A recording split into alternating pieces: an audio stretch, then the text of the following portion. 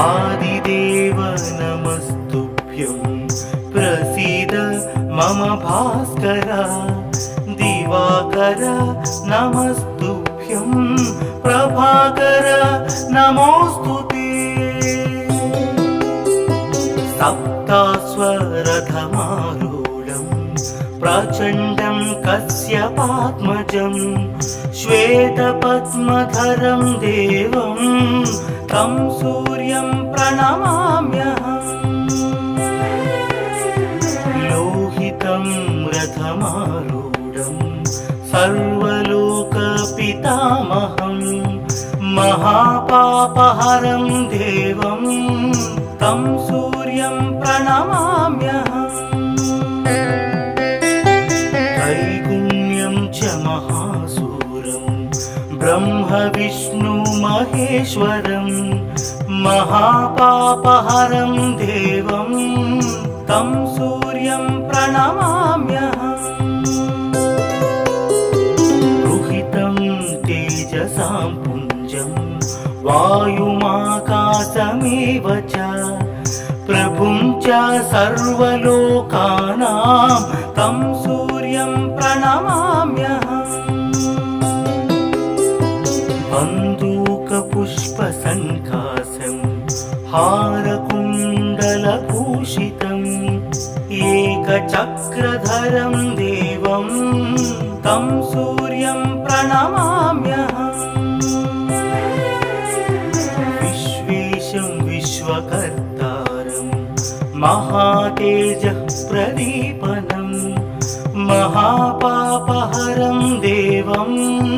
तं सूर्यं प्रणमाम्यहम् तं सूर्यं जगतां नाथं ज्ञानविज्ञानमोक्षदं महापापहरं देवं तं सूर्यं प्रणमाम्यहम् सूर्याष्टकं पठे नित्यं ग्रहपीडा प्रणाशनम् अपुत्रो लभते पुत्रं दरिद्रो धनवान् भवेत् अमिषं मधुपानं च यः करोति रवेर्धिने सप्तजन्म भवेद्रोगी जन्म कर्म दरिद्रता त्रितैलमधुमांसानि हस्त्यजेस्तुरवेर्धिने न व्याधिशोकदारिद्र्यं सूर्यलोकं स गच्छति आदिदेव नमस्तुभ्यं प्रसीद मम भास्कर दिवाकर नमस्तुभ्यं प्रभाकर नमोस्तुते सप्तास्वरथमारूढं प्रचण्डं कश्यपात्मजं श्वेतपद्मधरं देवं तं सूर्यं प्रणमाम्यहम् लोहितं रथमारूढं सर्वलोकपितामहं महापापहरं देवं तं सूर्यं प्रणमाम्यहम् त्रैगुण्यं च महासूरं ब्रह्म विष्णु महेश्वरं महापापहरं देवं तं सूर्यं प्रणमाम्यहम् रुहितं तेजसां पुञ्जं वायुमाकाशमेव च प्रभुं च सर्वलोकानां तं सूर्यं प्रणमाम्यहम् बन्दूकपुष्पसङ्काशं हारकुण्डलभूषितम् एकचक्रधरं देवं तं सूर्यं प्रणमाम्यहम् विश्वेशं विश्वकर्तारं महातेजः प्रदीपनम् महापापहरं देवं तं सूर्यं प्रणमाम्यहम् तं सूर्यं जगतां नाथं ज्ञानविज्ञानमोक्षदम् महापापहरं देवं तं सूर्यं प्रणमाम्यहम् सूर्याष्टकं पठे नित्यं ग्रहपीडा प्रणाशनम् अपुत्रो लभते पुत्रं दरिद्रो धनवान् भवेत् अमिषं मधुपानं च यः करोति रवेर्धिने सप्तजन्म भवेद्रोगी जन्म कर्म दरिद्रता त्रितैलमधुमांसानि हस्त्यजेस्तुरवेर्धिने न व्याधिशोकदारिद्र्यं सूर्यलोकं स गच्छति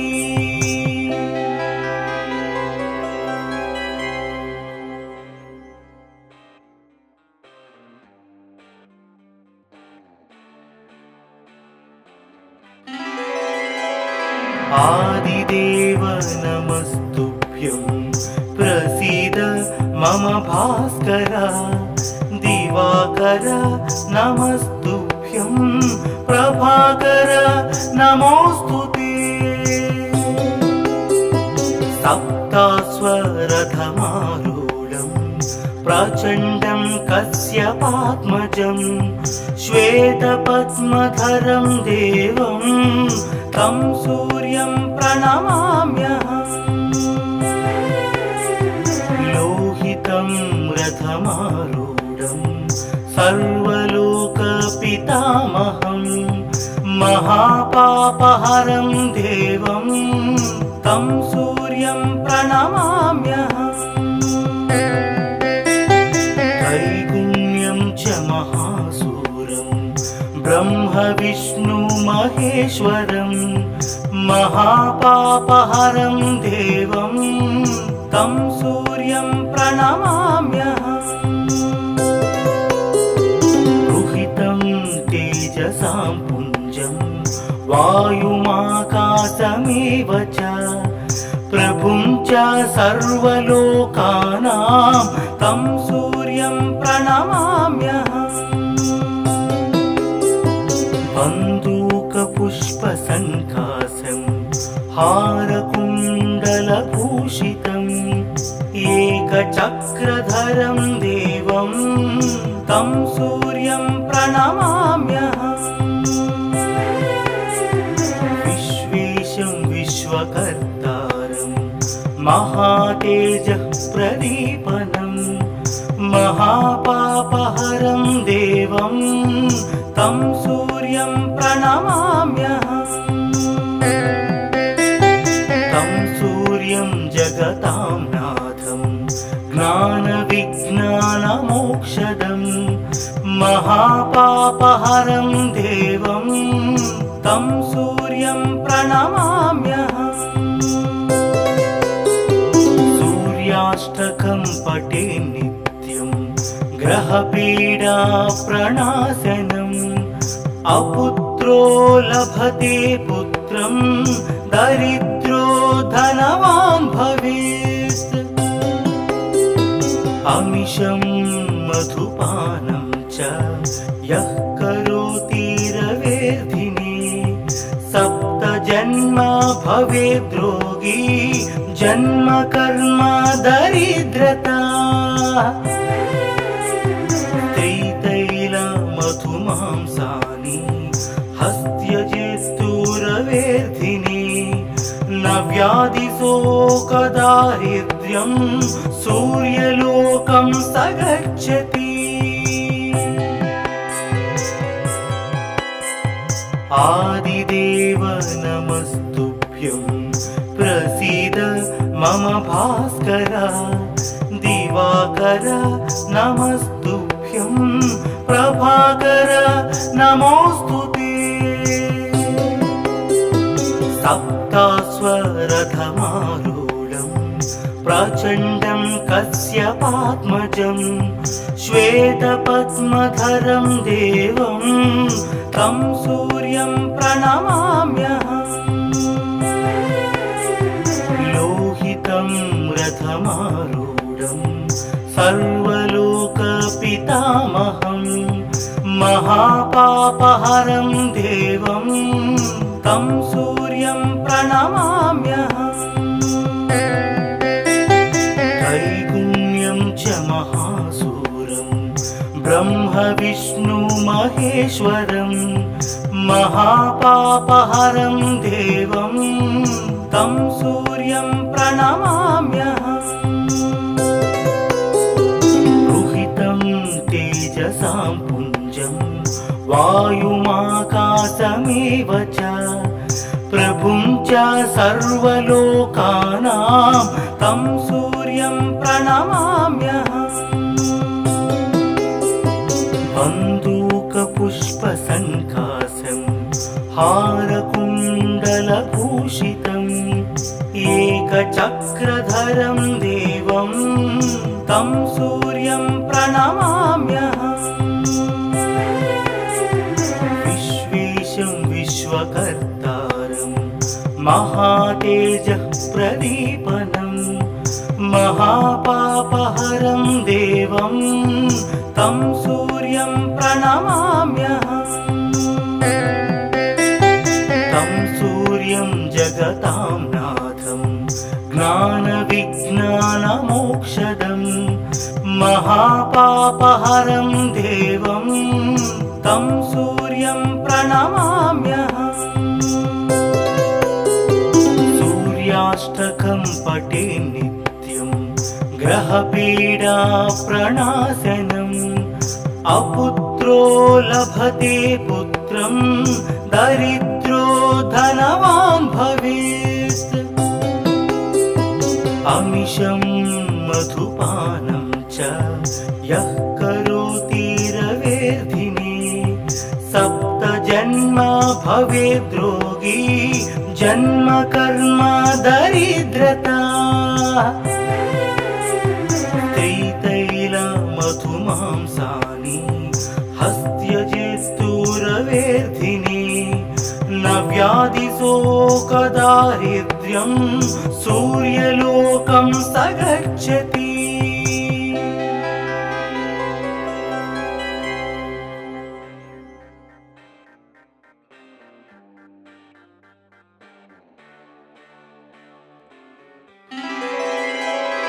आदिदेव नमस्तुभ्यं प्रसीद मम भास्कर दिवाकर नमस्तुभ्यं प्रभाकर नमोऽस्तुते सप्तास्वरथमारूढं प्रचण्डं कश्यपात्मजं श्वेतपद्मधरं देवं तं सूर्यं प्रणमाम्यहम् लोहितं रथमारूढं सर्वलोकपितामहं महापापहरं देवं तं सूर्यं प्रणमाम्यहम् त्रैगुण्यं च महासूरं ब्रह्मविष्णुमहेश्वरं महापापहरं देवं तं सूर्यं प्रणमाम्यहम् रुहितं तेजसां पुञ्जं वायुमाकाशमेव च प्रभुं च सर्वलोकानां तं सूर्यं प्रणमाम्यहम् बन्दूकपुष्पसङ्कासं हारकुण्डलभूषितम् एकचक्रधरं देवं तं सूर्यं प्रणमाम्यहम् विश्वेशं विश्वकर्तारं महातेजः प्रदीपनं महापापहरं देवं तं सूर्यं प्रणमाम्यहम् तं सूर्यं जगतां नाथं ज्ञानविज्ञानमोक्षदं महापापहरं देवं तं सूर्यं प्रणमाम्यहम् सूर्याष्टकं पठे नित्यं ग्रहपीडा प्रणाशनम् अपुत्रो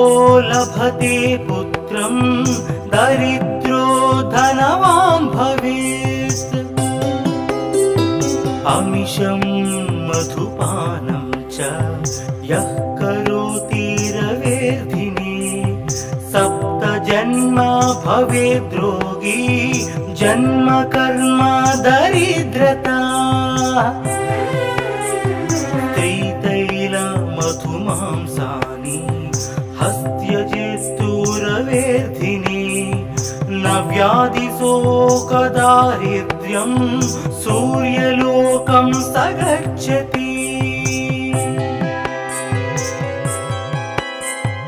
आदिदेव नमस्तुभ्यं प्रसीद मम भास्कर दिवाकर नमस्तुभ्यं प्रभाकर नमोस्तुते सप्तास्वरथमारूढं प्रचण्डं कश्यपात्मजं श्वेतपद्मधरं देवं तं सूर्यं प्रणमाम्यहम् लोहितं रथमारूढं सर्वलोकपितामहं महापापहरं देवं तं सूर्यं प्रणमाम्यहम् त्रैगुण्यं च महासूरं ब्रह्म विष्णु महेश्वरं महापापहरं देवं तं सूर्यं प्रणमाम्यहम् रुहितं तेजसां पुञ्जं वायुमाकाशमेव च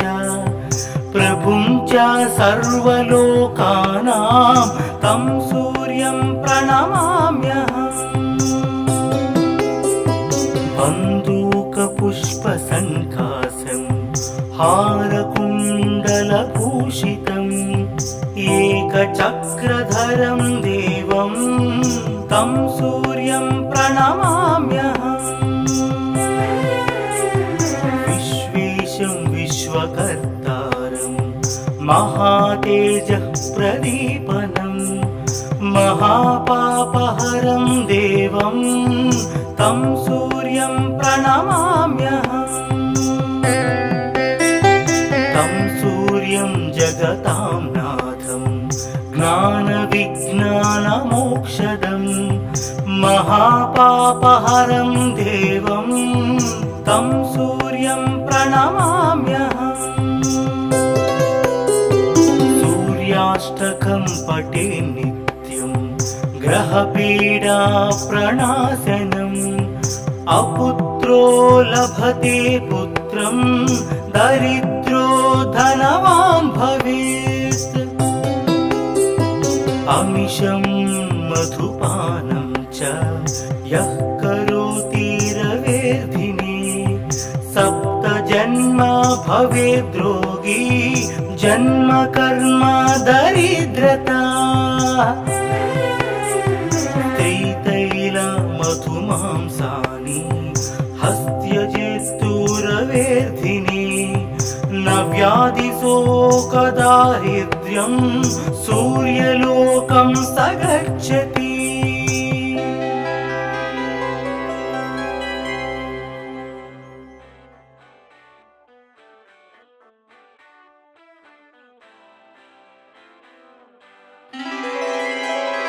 आदिदेव नमस्तुभ्यं प्रसीद मम भास्कर दिवाकर नमस्तुभ्यं प्रभाकर नमोऽस्तु ते।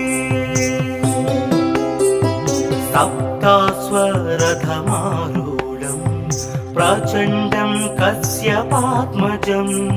श्वेतपद्मधरं देवं तं सूर्यं प्रणमाम्यहम्। लोहितं रथमारूढं सर्वलोकपितामहं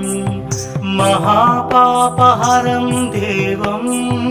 तं सूर्यं प्रणमाम्यहम्। त्रैगुण्यं च महासूरं ब्रह्म विष्णु महेश्वरं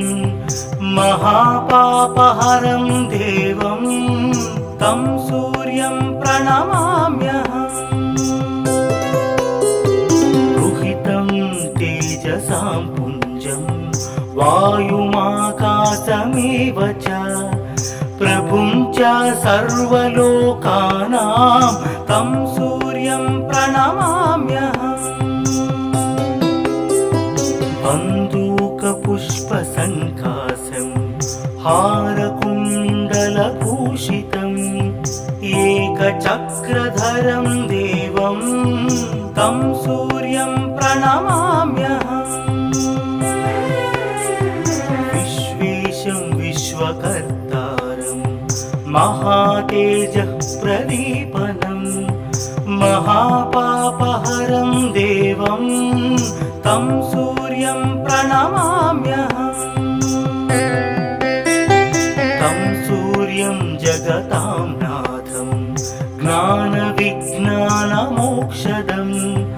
महापापहरं देवं तं सूर्यं प्रणमाम्यहम्। सूर्याष्टकं पठे नित्यं ग्रहपीडा प्रणाशनम् अपुत्रो लभते पुत्रं दरिद्रो धनवान् भवेत्। अमिषं मधुपानं च यः करोति रवेर्धिने सप्तजन्म भवेद्रोगी जन्म कर्म दरिद्रता। त्रितैलमधुमांसानि हस्त्यजेस्तुरवेर्धिने न व्याधिशोकदारिद्र्यं सूर्यलोकं स गच्छति। आदिदेव नमस्तुभ्यं प्रसीद मम भास्कर। दिवाकर नमस्तुभ्यं प्रभाकर नमोऽस्तु ते। सप्ताश्वरथमारूढं प्रचण्डं कश्यपात्मजं श्वेतपद्मधरं देवं तं सूर्यं प्रणमाम्यहम्। लोहितं रथमारूढं सर्वलोकपितामहं महापापहरं देवं तं सूर्यं प्रणमाम्यहम्। त्रैगुण्यं च महासूरं ब्रह्म विष्णु महेश्वरं महापापहरं देवं तं सूर्यं प्रणमाम्यहम्। रुहितं तेजसां पुञ्जं वायुमाकाशमेव च प्रभुं